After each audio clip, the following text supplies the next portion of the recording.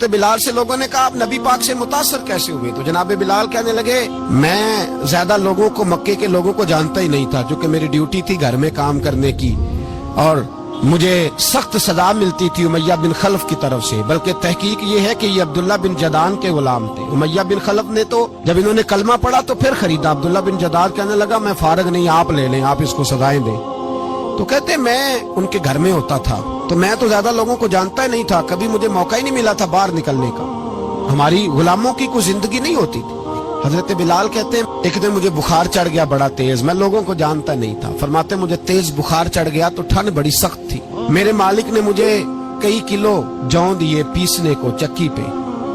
کہتے میں بیمار تھا تو میں نے کچھ دوائی لی جو اس وقت موجود ہوتی تھی، میں نے اوپر لحاف لیا، دودھ پیا تو مجھے نیند آ گئی۔ جب میں سویا تو میرا مالک آ گیا، اس نے آ کر کے مجھے سوئے ہوئے دیکھا تو کھینچ کر کمبل اتارا، رضائی اتاری، لحاف اتارا، کہنے لگا اب تیری سزا یہ ہے کہ تو کھلے میدان میں بیٹھے گا، وہاں چکی پیسے گا، اور دوسری سزا یہ ہے کہ تجھے قمیض پہننے کی بھی اجازت نہیں۔ حضرت بلال کہتے ہیں تیز بخار، ٹھنڈ کا عالم، اور جب میں چکی پیس رہا تھا تو رو رہا تھا۔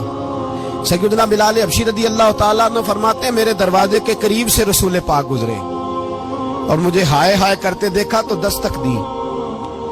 میں نے کہا کون ہے؟ دروازہ کھلے، آ جاؤ۔ محبوب اندر آئے تو پوچھنے لگے کیوں رو رہے ہو؟ میں نے کہا جاؤ اپنا کام کرو، یہاں دکھ سارے پوچھتے ہیں، مداوع کوئی نہیں کرتا، یہاں باتیں سارے سنتے ہیں، یہاں تقریریں سارے کرتے ہیں، حقوق غریباں پر بات سارے کرتے ہیں، مداوع کوئی نہیں کرتا، جاؤ اپنا کام کرو۔ کہتے ہیں میں نے سخت جملے کہے، معاذ اللہ، حضور چلے گئے، اور جب حضور جا رہے تھے تو میں کہہ رہا تھا بس جا رہے ہو نا، میں نے پہلے ہی کہا تھا جاؤ۔ کہتے ہیں قربان جاؤں، تھوڑی دیر گزری تو اللہ کے رسول کے ہاتھ میں گرم دودھ کا پیالہ تھا، کھجوریں تھی، حضور تشریف لائے اور کریم رسول نے مجھے کھجوریں دی، دودھ پلایا اور کہا چل جا کمبل میں بیٹھ جا۔ تو میں نے کہا چکی کون پیسے گا؟ وہ تو بڑا مارے گا۔ کہتے ہیں لوگو اس نبی کا میلاد اور معراج بھول نہ جانا، اس رسول پاک کی محبتوں میں کمی نہ آنے دینا، اس محبوب کا نعرہ ساری دنیا میں لگا دینا۔ فرماتے ہیں میرے حبیب کے میں قربان جاؤں، مصطفیٰ کریم نے فرمایا تو بیٹھ رضائی میں اور آج تیرے حصے کی چکی میں پیسوں گا۔